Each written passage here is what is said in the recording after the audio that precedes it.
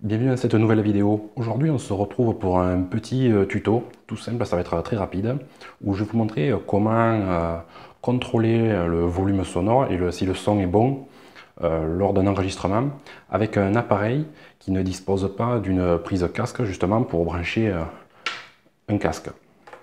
Alors ça va être tout simple, il vous faudra vous procurer un petit adaptateur qui sera VGA d'un côté, HDMI de l'autre, donc entrée, sortie, et avec en plus une petite sortie, là on voit, pour les écouteurs, une sortie jack 3,5 mm. Alors moi je préfère ce modèle-là, parce qu'il existe aussi un modèle comme ça, où tout est moulé et où on a une prise HDMI plein format. Alors le câble est un petit peu rigide, il y a ce boîtier là qui est encombrant.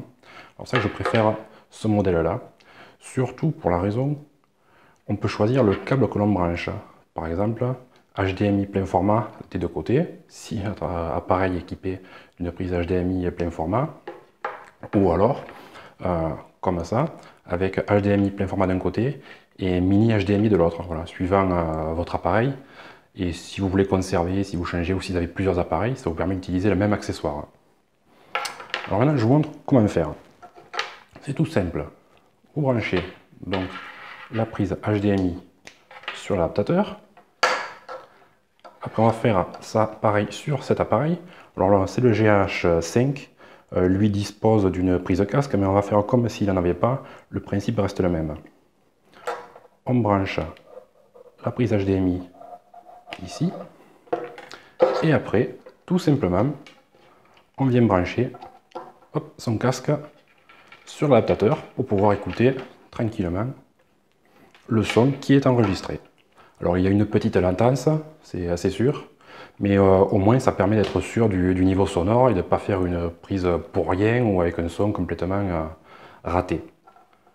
On va faire la même chose avec un autre appareil photo, par exemple celui-là, le Canon D5500, même principe, on branche la prise HDMI sur l'adaptateur et après